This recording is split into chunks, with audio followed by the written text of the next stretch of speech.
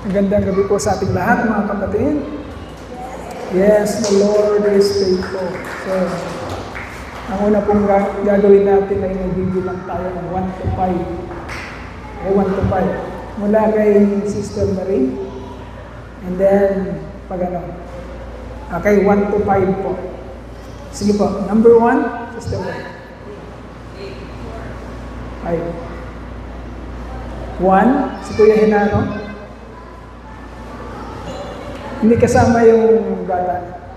3, 4, 5. Tandaan niyo po yung number niyo. Si Ate Cora, 1, 4. Sinong number 5? Ayan. Tandaan niyo yung number niyo, 5. Tapos, Sister May, 1, 5. And then, 1 ka, Ate Lolet, 1, 2, 3, to ka, Aliyah. 3 si Kuya Ano, 4 si AJ, and then 5 si Michael. Mapol, number 1 ka. Number 2, si Badet, si Midel, number 3. Number 4, Sister Diana, and number 5, si Sister Faye. Sino yung walang number? Si Sister Yoli lang. Ayan. 1, tsaka si Ana. 3. 1, 2, 3. 3 tayo mamaya. Okay. Ganito po gagawin natin, mga kapatid. Pag natandaan nyo yung number nyo, yung number 1 dito, number 2 doon, number 3, number 4, number 5. Okay? Sige po, pwede na po tayong pumunta.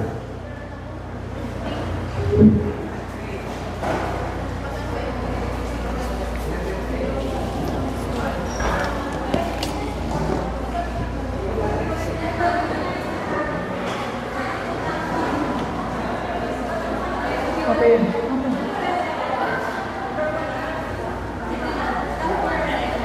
Number ano ka? Hindi na kayo kasama. Yung huling dalawa. Ikaw tsaka Sister Yoli, tayo 3 na. Dito kayo sa gitna, Sister Ana. Sister Yoli, dito ka sa gitna. Lahat ng huling darating dito sa gitna.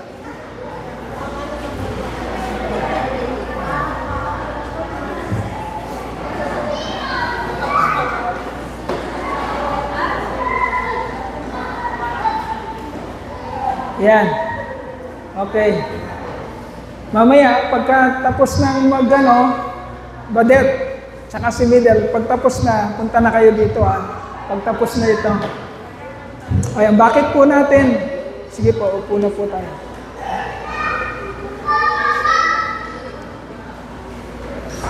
Yan.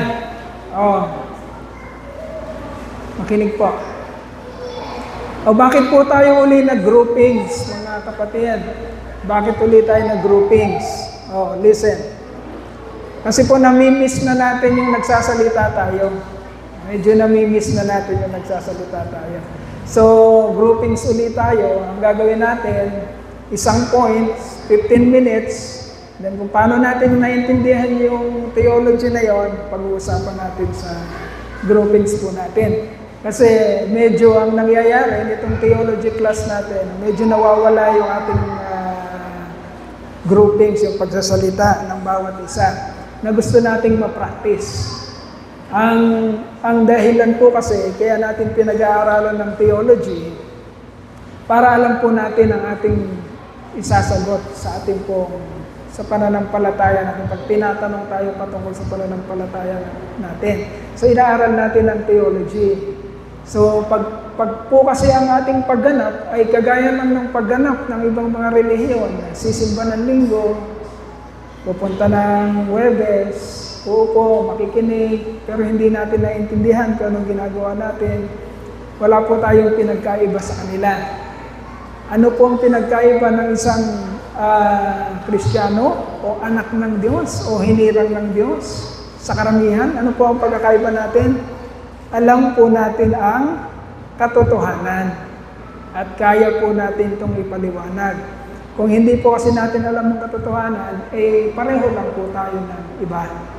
Para lang lumipat tayo ng isang relihiyon sa relihiyon. Parang lumilipat lang tayo, pero hindi pa rin natin alam kung anong ating pinagagagawa. So yun po ang importansya ng theology. Kaya lang nitong mga nakakaraan, matagal na tumatayo ako dito, yun po ang nakikita kong nawawala, yung pong pagsasalita ng bawat isa, pagpapaliwanag kung anong naiintindihan natin patungkol po sa ating mga pinag-aaralan. Hindi po magiging maganda yon. Minsan marirelax po tayo sa pag-upo, minsan dadayain tayo ng Diablo, hindi naman tayo nakikinig, so lalabas na naman tayo ng church, wala pa rin tayo naiintindihan. Ngayon po, ang kagandahan ng grouping sa pagsasalita, napipilitan po tayong makinig ng mabuti. Okay? Kasi po magkakaroon tayo ng parang discussion patungkol po dun sa ating pong pinag-aaralan. Huwag po kayong mag-alala, hindi po ito pressure kasi isang puntos lang, 2 verse o 3 verse, doon lang naman iikot ang mga pag-uusapan natin. Okay na medyo hindi natin ito nagawa ng mahabang panahon dahil nagkaroon po tayo ng theology class. Ngayon po natin yan gagawin. Okay? So, nasa atin pong mga mga grupo ng bawat isa. Mamaya po, titingnan po natin kung ano yung mga katanungan na pag-uusapan po natin mamaya. Okay. So magpapatuloy po tayo mga kapatid. Ang ating tinatalakay ay patungkol po sa 5 puntos ng Reformed Theology o ng Calvinism. Ang tawag po dito, yung acronym nito is TULIP. Okay? Yung TULIP po, pag pinag-aaralan natin ng TULIP, i-assign ko nga yung 3. Meron tayong mga 3 dalagitan na dun Si Lobi, si Hana, mga dalagitan na to, tsaka si anak ni Diana. Si Debbie, si Lobi, Debbie, Hana. Kayo muna magbabantay sa mga bata. Kaya niyo yan. Kaya niyo yan. Anuhin niyo sila. Ikalap niyo yung mga bata. Yan ang magiging trabaho yung mga 3 dalagita. Huwag niyo muna silang papupuntahin dito. Okay, so, ang TULIP po, mga kapatid, ay parang isang format ng doktrina na nagtuturo po ng halos buod o kabuuan ng plano ng Diyos ng kaligtasan. Paano po siya nangyari? Yung TULIP. Okay? Kaya nagsisimula siya sa letter T, total depravity o lubusang pagkapahamak ng tao. So nagsisimula yung aralin na ito dun sa lubusang pagkapahamak ng tao at anong ginawa ng Panginoon para maibalik niya sa dating kalagayan yung mga napahamak na tao. Okay? Ang TULIP po, ang pinaka-sentro nito, mga kapatid, ay ang soberenya ng Panginoon. Ibig sabihin ng soberenya ng Panginoon, yung pangungunan niya, yung pakikialam niya sa kung ano yung mangyayari sa buhay ng isang hinirang niya. Yun po ang makikita natin po sa aralin na ito. Kaya ang pinaka-sentro po nito ang soberenya ng Panginoon. So, ibig sabihin, ang lahat ng pag-aaralan natin sa doktrina ng Reformed Theology ay nagsasabi na ang lahat ng nagaganap, nangyayari sa buhay ng isang hinirang ng Diyos ay nakasalalay lamang sa pangunguna ng Diyos. Okay? Kapag may naririnig kayo, habang pag natutunan nyo ang TULIP, magiging paraan nyo ito para ma-reject nyo yung mga katuruan na hindi nakapaloob sa soberenya ng Panginoon. Okay? Kapag nakakarinig kayo ng doktrina na nagsasabi na ang isang bagay ay nagaganap hindi dahil sa pangunguna ng Diyos, kundi dahil sa kakayanan ng tao, mache-check nyo na kagad na ito ay hindi natin doktrina. Okay? So, ibig sabihin, ang ating kaligtasan, ang anumang pabor na nangyayari sa atin, sa doktrina po ng tulip, nakasalalay, naka-umbrella o naka-under sa pangunguna at pakikialam ng Diyos. Tandaan natin yun. Kaya pag nakarinig kayo na ang isang kaligtasan ay nagsisimula sa desisyon ng tao o sa gawa ng tao, lalabag na po yun o hindi na po yun papasok o tatama sa ating pong tinatanggap na doktrina. Okay? We are saved by grace through faith. Yan po yung buo niyan dahil sa pangunguna ng ating Panginoon.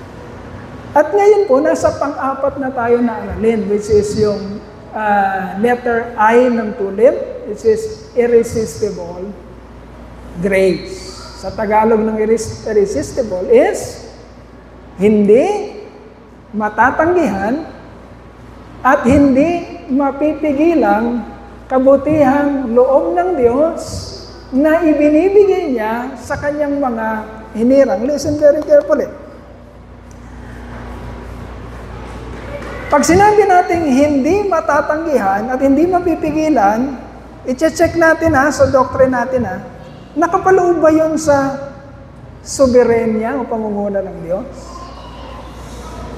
Pag sinabi natin ang grasya ng Diyos ay hindi matatanggihan at hindi mapipigilan, nakapaloob ba siya sa soberenya ng Diyos? Kasi walang mangyayari sa ilalim ng pangunguna ng Diyos na hindi saklaw ng kakayanan at kapangyarihan ng Diyos. Ngayon, pagka ang Diyos ay umakto o gumawa at ibinigay niya ang kanyang kaligtasan o ang kanyang grasya sa kanyang mga hinirang, ang grasya na ito ay hindi matatanggihan. Bakit? Kasi nakapaloob siya sa soberenya ng Diyos, sa pangunguna ng Diyos. Pag pinangunahan ng Diyos, walang makakatanggi doon. Yun ang ibig sabihin ng dapat ang doktrina, pag nagkaroon tayo ng doktrina, ay nakapasok o nakapaloob doon sa soberenya ng Diyos. Ngayon, ang tanong, kung ang grasya ay natatanggihan, pasok pa ba siya sa soberenya ng Diyos? Kung kaya ng tao na tanggihan ng grasya, pumapasok pa ba siya sa pangunguna ng Diyos sa kaligtasan? Hindi na. Nangyayari, pag kayang tanggihan ang grasya o ang kaligtasan, ang nangyayari, mas tumaas ang desisyon ng tao sa desisyon ng Diyos. Nakakaintindihan? Bakit? Kaya palang i-overrule ng isipan ng tao ang soberenya ng Diyos. Bakit? Kasi natanggihan niya ang grasya ng Diyos, ang kaligtasan. Okay? So magkakaroon tayo ng problema sa doktrinang inaaral natin. Bakit natin sinasabi ito?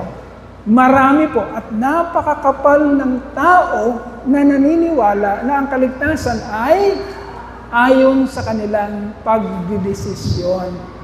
Kabilang na po dito ang marami sa sirkulo ng ating pananampalataya na nagsasabi na kami by grace, pero ang paraan ng kanilang doktrina at paraan ng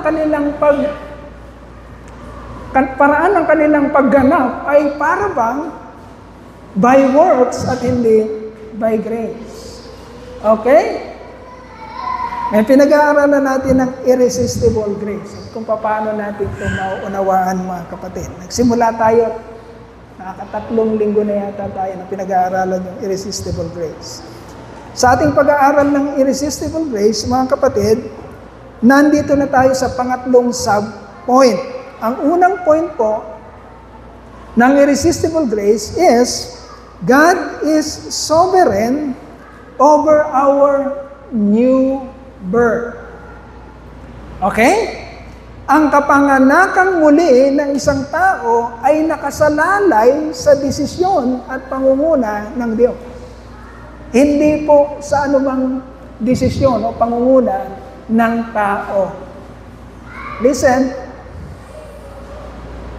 Ibig sabihin, ang born-again experience na lagi nating naririnig, ang pagiging born again o kapanganakan muli ng ating spirito, mga kapatid, kailanman ay hindi nasalalay sa salita ng tao, sa pangunguna ng tao, sa pagpaplano ng tao, sa desisyon ng tao.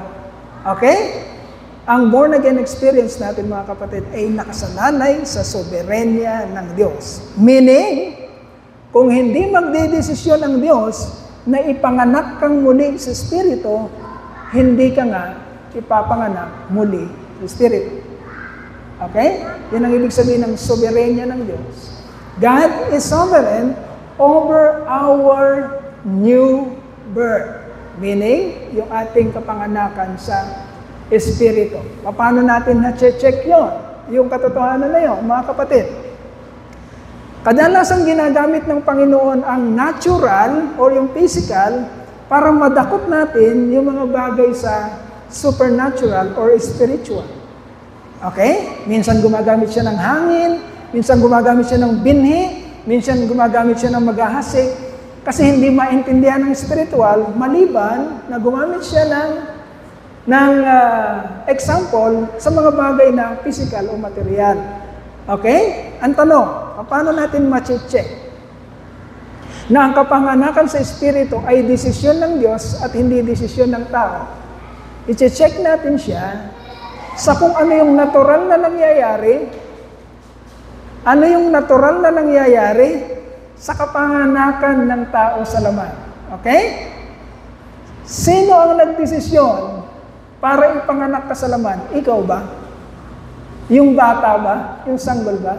Nakapag-desisyon ba siya o nakapagplano na ipapanganak ako sa laman, sa ganitong panahon, sa ganitong lugar, sa ganitong pamilya, sa ganitong apelyido? May nakapagplano? Okay, doon mo ma-check, mga kapatid. Kung yung physical na kalagayan mo, hindi ikaw ang nanguna sa kapanganakan mo bilang tao, bilang sanggol, gayon din sa Espiritu. Never na manggagaling sa desisyon mo o pagpaplano mo ang kapanganakan mong Espiritu. Okay? Hindi mo ito mai-schedule kung kailan ka ipapanganak sa Espiritu. Sino ang nag-schedule nun? Ang langit, ang ating Diyos. Okay? So our God is sovereign over our new birth. Meaning, ang kapanganakan natin muli sa Espiritu. Yun yung una. And then, tapos na tayo doon, nire-recap lang natin. And then yung number 2 is, God is sovereign over the creation of our new heart. Okay? Ang puso ng tao hindi nagbabago on his own or on her own. Okay? Ang Diyos ang gumagawa sa tao sa pamamagitan ng banal na Espiritu para magbago ang kanyang perspektibo, magbago ang kanyang pananaw, magbago ang kanyang desires, magbago ang kanyang mga punteriya sa buhay. Hindi tao. Okay?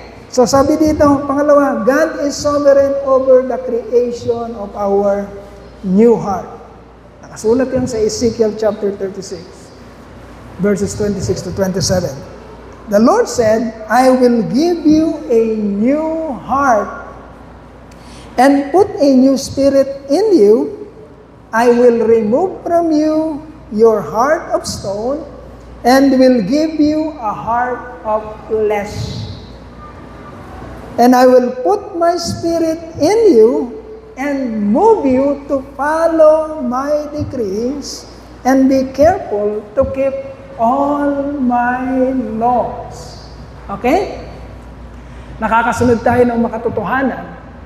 Tandaan natin, ang pagsunod na gusto ng Diyos ay hindi yung pagsunod na napipilitan. Maging sa pagbibigay, ang sabi ng Panginoon, God loves a cheerful giver. Ang gusto ng Diyos na makita sa ating mga kapatid, hindi yung pagsunod ng katawan. Alam natin yan eh, yung mga anak natin, pag inuutosan natin, sumusunod, pero dabog ng dabog, salita ng salita.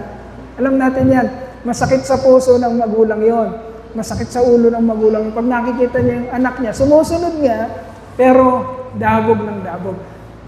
Pwede tayong maging ganun sa Diyos, at hindi yun ang gusto ng Diyos. Okay, ang gusto ng Diyos yung pagsunod ng makatotohanan sa puso.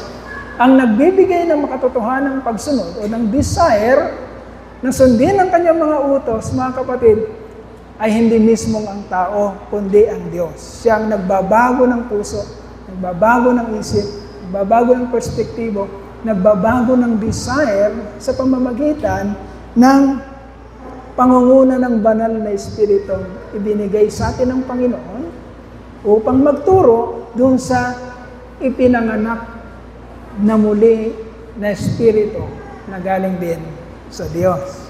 Okay? And then ngayon ang pag-uusapan natin. So number 1, God is sovereign over our new birth. And then number 2, God is sovereign God is sovereign in creation of our new heart. And then ngayon, mga kapatid, God is sovereign over our new creation. Okay? God is sovereign over the creation. Ayan. God is sovereign over the creation of our new. Nadagdagan mo ba ng creation? God is sovereign over, pwede naman, the creation of our new creation. Ibig sabihin, mga kapatid, ang pagsilay ng bagong nilalang sa buhay ng isang tao, mga kapatid, ay pinangungunahan pa rin ng Diyos. Okay? And then yung point number 1, dito lang tayo magpo-focus mamaya sa ating discussion. Letter A, point number 1 is, yan. The irresistible grace of God causes a radical shift from your old self to the new self. Okay? Pakinggan mabuti yung Tagalog. Tandaan natin, ang bagong nilalang na magsasurface o magiging evident sa buhay ng isang Kristiyano o anak ng Diyos o hininang ng Diyos ay hindi niya gawa-gawa ng tao na yon, kundi ito ay pinangunahan ng Diyos sa kanya.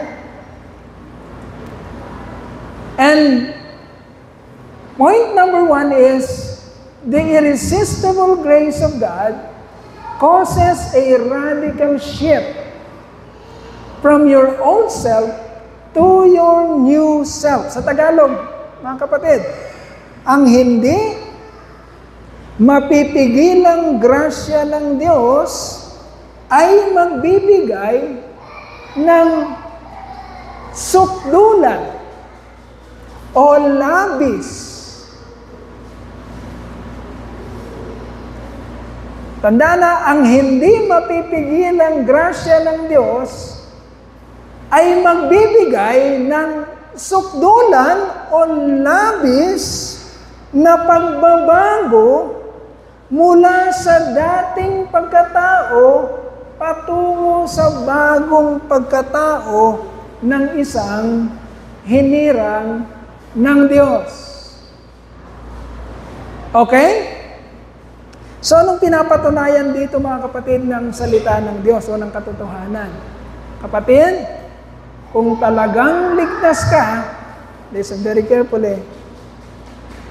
Kapatid, kung talagang ligtas ka, kung talagang anak ka ng Diyos, kung talagang na-born again ka, kung talagang binigyan ka ng bagong puso ng Panginoon, magbubunga ito at hindi mapipigilan yon ng sukdulan o labis na pagbabago ng iyong pagkatao. Okay? Hindi mo pwedeng sasabihin ligtas ka o anak ka ng Diyos, pero, listen very carefully, nananatili ka sa dati mong pagkatao. Kapag nananatili ka sa dati mong pagkatao, ginagawa mong sinungaling ang katotohanan. Bakit? Kasi sinabi ng katotohanan, ang pagbabago na yun, ang sukdulan at labis na pagbabago na yun, the shift between the old self and the new self ay irresistible. Ano ibig sabihin na irresistible? Hindi mo mapipigilan ng sarili mo na magbago pa. Okay? Kaya nakapagtataka na ang isang taong nagsasabi na siya ay ligtas, ay hindi mo makakakitaan ng ebidensya ng pagbabago ng buhay. Okay? Kung dati kang marites, kung dati kang sinungaling, kung dati kang magnanakaw, kung dati kang mangangalunya, kung dati kang nagbibisyo, kung dati kang nasa kabaklaan, katomboyan, kapag dumating sa iyo ang hindi mapipigilang grasya ng Diyos, kapatid, babaguhin ito ang buhay mo. At kailanman, hindi mo yon mapipigilan. Okay? The irresistible grace of God will cause a radical, ibig sabihin ng radical, sukdulan, labis na pagbabago. Yung tipong makikita mo talaga ang diferensya. Hindi pwede yung, nung nakita ka noon sa old self, nung sinabi mong Kristiyano, matagal na parang Kristiyano ka na, nakita ka pa ngayon, wala namang pagbabago. Dati pa rin. Para merong isang magandang pinopromote na, ang tawag dito sa derma, ganyan-ganyan. Ito ikaw, pampaputi ito. Marami na ikang napaputi ito. At binigay sa'yo, ginamit mo. Sinabi mo, nagbago ka na. Pero yung picture mo dati, kung gaano ka kaitim, nung kinumpara sa nagdaang mga panahon, isa pa rin. Ibig sabihin, hindi naging epektibo sa'yo yung produkto na yon. Okay? The grace of God, o ang produkto ng Diyos na grasya niya, kapag ka ginamit sa'yo yan, kapatid, makikita talaga niyan. Listen very carefully. Makikita talaga niyan ang pagkakaiba. And it is radical. Okay? Radical. Sukdulan o labis na pagbabago mula sa dati tungo sa bagong pagkatao. New creation. Saan naman natin makikita yan, Pastor? Ano naman ang verse natin na magagamit dyan para mapatunayan na yan nga ay makatotohanan? Let us read 2 Corinthians chapter 5, verses 17 to 18. 2 Corinthians chapter 5, verses 17 to 18. It says, okay, ito yung truth. Pag hindi kasi nangyayari ang truth na ito, ginagawa mo itong kasinungalingan sa buhay mo. Okay? Ang sabi ng truth, therefore, if anyone is in Christ, listen, sino daw ang sinasabi dito? Ang mga taong nakay? Okay. That's why it is very important that when you say that you are Christian, okay? Kung sinasabi mo na ikaw ay Christian, ibig sabihin, sinasabi mo na ikaw ay nakay Kristo. Ngayon, sinasabi ng truth, ganito ang nakay Kristo. If anyone is in Christ, ano daw mangyayari sa kanya? He is a new creation. Ano ibig sabihin ng new creation? Pinaliwanag din. Ito yung dati mo, the old self. Ang sabi niya, the old self is now gone. Ala na yun. Sino nang nandyan? The new has come. Dating alipin ng kasalanan, hindi ka na yun. Alipin ka na ngayon ng katuwiran. Kailangan nating maintindihan, mga kapatid. Kailangan nating maunawaan ang katotohanan. Para hindi tayo isa, doon sa bandang huli, haharap sa Panginoon at sasabihin ng Panginoon, sino ka? Anong ginagawa mo dito? Ikaw na mapagawa ng evil o ng kasamaan o ng kasalanan. Ayaw natin ang ganong istorya. Kailangan nating maunawaan ang katotohanan. Okay? Now, dito naman na-check. Listen very carefully na ang doktrina na ito ay under ng sovereignty of God. Okay? Because God is sovereign over our new creation. Kaya sinabi ni 18, ng verse 18, pinaliwanag niya, all this is from God.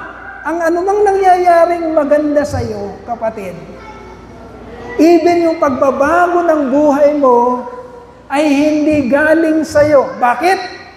Meron na kasing nag-claim. Listen, meron ang nag-claim na siya ang gumawa nun. Sino nag-claim? Ang katotohanan, ang Diyos. May nag-claim, ang sabi niya, lahat ng yan ay galing kanino?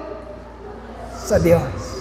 All this is from God. Wala kang pwedeng angkinin na isa man sa iyong pagiging new creation. Because your new creation is under the sovereignty of God. Sa pangunguna ng Diyos at pakikialam niya. Who reconciled us to Himself through Christ and gave us the ministry of reconciliation. Ibig sabihin, mga kapatid, dati nakikipag-away tayo sa Diyos. Dati kalaban natin siya. And because of His sovereign decision, His sovereign volition, His sole discretion, mga kapatid, niloob niya na hirangin ka at i-reconcile ka o dalhin ka sa dati mong kaaway ang Diyos sa pamamagitan ng Panginoong Jesucristo. Ito yung kinanta natin kanina. Ang importansya ng theology, mga kapatid, listen, nagkakaroon ng katuturan ng bawat pagsunod mo, bawat pagpupuri mo, bawat pagsamba, kasi naiintindihan mo. Ano yung kinanta natin kanina? Jesus is the center of it all. Siyang nasa gitna. Bakit? Kasi dito sa ating doktrina, sa tulip, mga kapatid, pinapakita na ang ating kaligtasan ay pinagplanuhan na ng Diyos. Sayang to pag di natin nakukuha. Listen very carefully. Bakit si Jesus ang nasa sentro? Sapagkat ang ating kaligtasan ay pinagplanuhan na ng Diyos, niresolve na nila, hindi pa man nilalalang ang sanlibutan na si Jesucristo ang magiging manliligtas. Okay? Kasi ang sumunod dun sa ating pong pinag-uusap ay inaawit kanina. Jesus is the center of it all. From beginning to the end. When we say from beginning, it will stretch to the beginning. Hindi yung beginning ng pinanganak ka o beginning ng sanlibutan, kundi mula pa sa kaduluduluhan, wala pa mang sanlaibigan, wala pa mang sang universo, kapatid, planado na si Jesus Christ ay magiging tagapagligtas. Nino? Ng mga hinirang ng Diyos. Because from the very beginning, hawak na ng Lamb of God. Ano yung lamb sa Tagalog? Kordero. Anong ginagawa sa kordero? Inaalay, sinasakripisyo. Okay? Ang sabi ng tagal natin ito pinag-aralan Revelation chapter 13 verse 8, Lamb of God, Book of Life. Tagal natin ito pinag-aralan. Mga kapatid, ang Book of Life na naglalaman ng mga pangalan nino? Ng mga ililigtas ng Diyos, ng mga hinirang ng Diyos, patungo sa kaluwalhatian, ang Book of Life na naglalaman ng mga pangalan ng mga maliligtas o mga hinirang ng Diyos ay hawak-hawak na nino ng kordero ng Diyos, hindi pa man nagsisimula ang sandaigdigan. Meaning, meron na tayong clue. Ang clue natin, mga kapatid, meron ng trabaho si Jesus Christ. Wala pa man tayo dito sa lupa.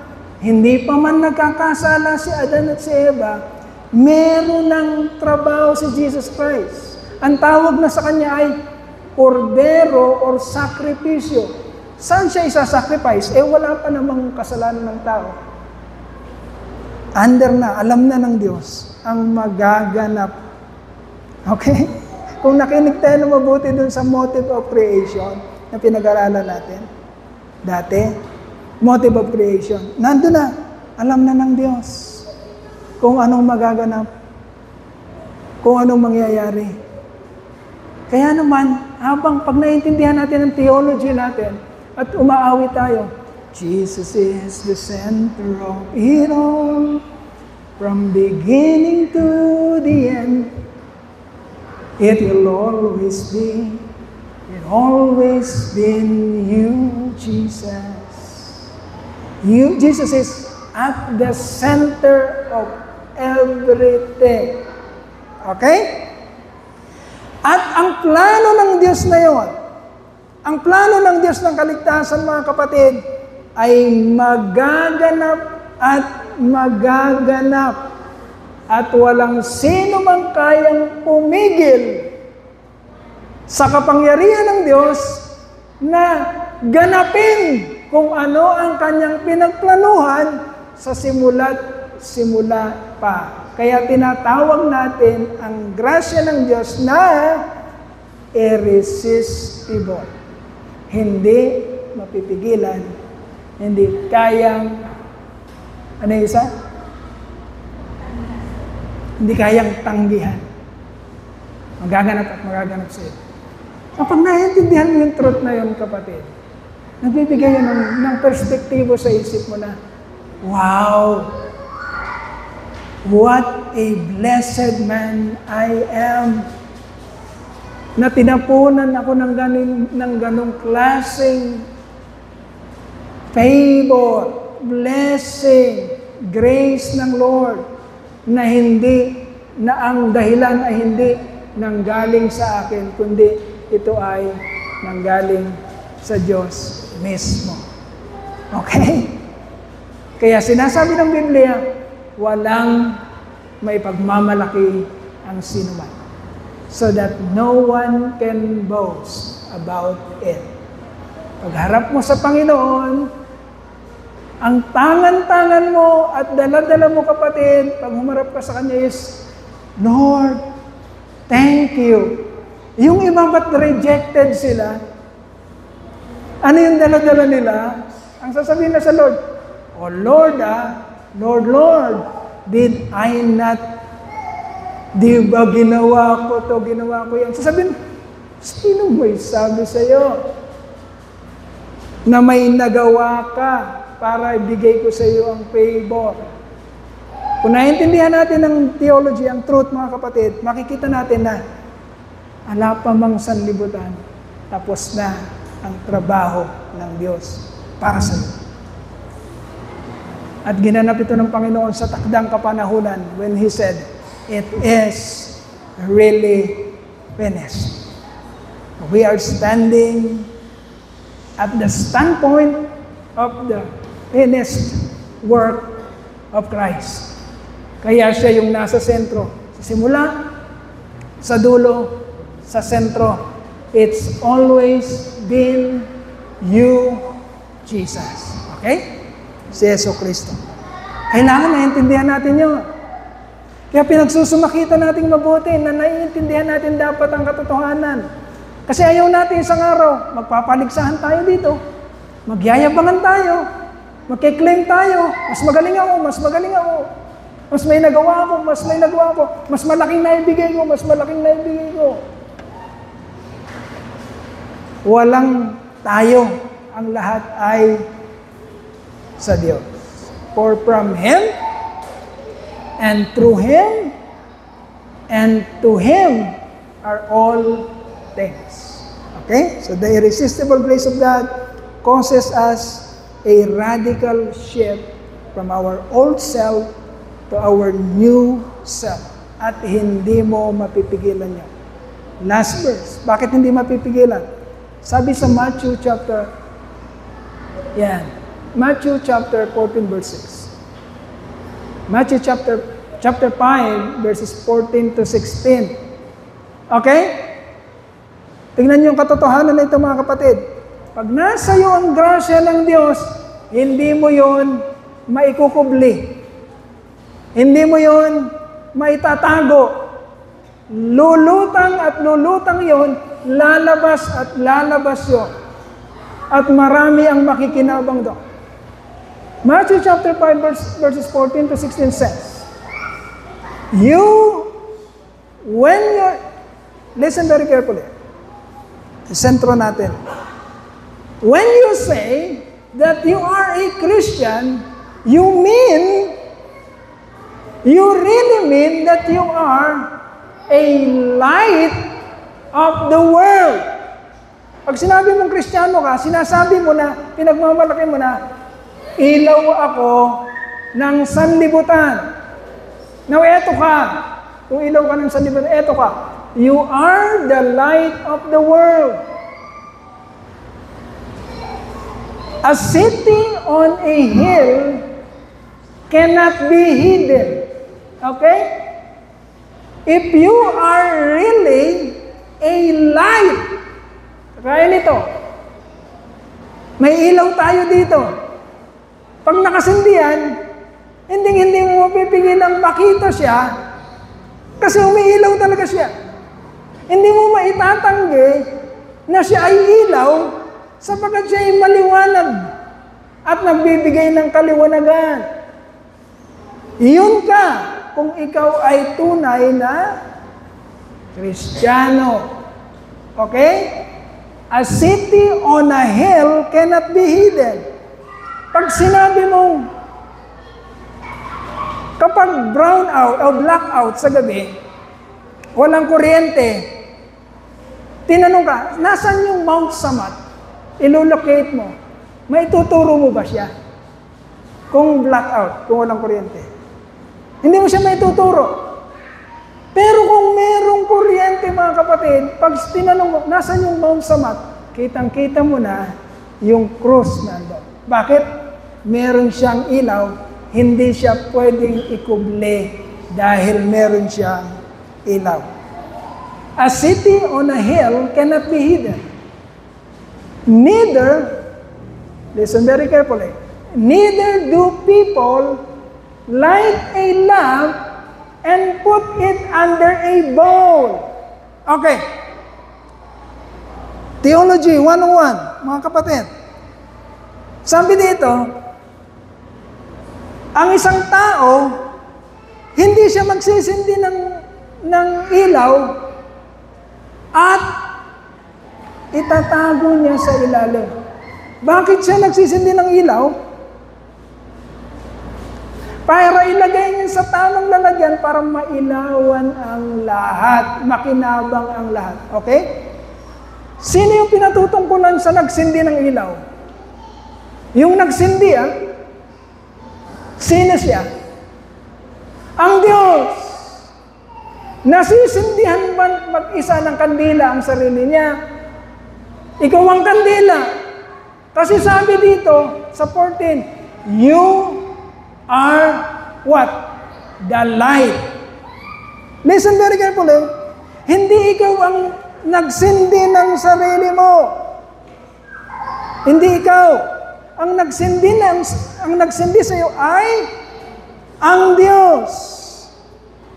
Okay? Ikaw yung ilaw na nasindihan.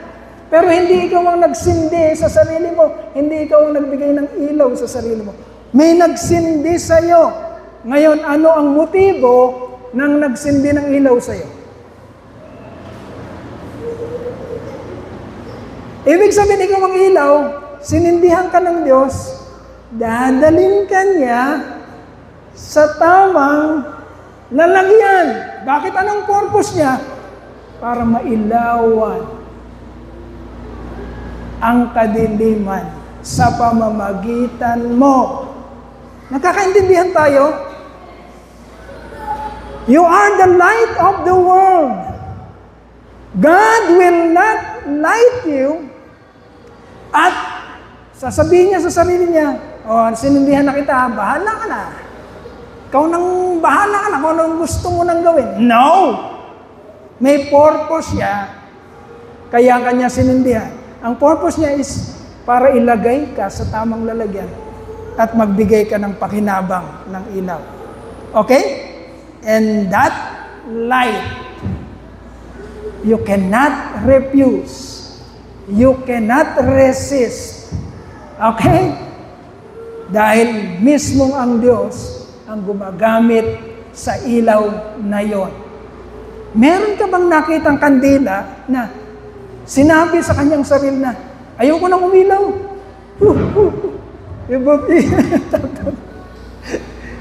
Iyaano niya yung sarili niya, papatayin niya yung sarili niya. May nakita na ba kayong ganong kandila? Sino ang pumapatay sa ilaw ng kandila? Sino? Yung mismong nagsindi sa kanya. Yun ang may kakayanang pumatay. Pero yung kandila, wala siyang kakayanang patayin ang ilaw niya. Ano lang ang gagawin niya? Iilaw siya nang iilaw hanggang ginagamit siya ng nagsindi sa kanya. Nakakaintindihan tayo mga kapatid? Under ba ng sovereignty yon yung ganong doktrina? Under yon ng sovereignty ng Diyos. The irresistible grace of God causes a radical shift from your old self to the new self at hindi mo yun mapipigil. Okay, yun ang ating pag-uusapan mga kapatid. God causes all things to become new in us and we cannot resist or hinder the change. Paano mo yun naiintindihan? At paano mo yun nakikita sa buhay mo? That is the point of our discussion. Sige po, magpasalamat po tayo sa Panginoon. Hallelujah, hallelujah.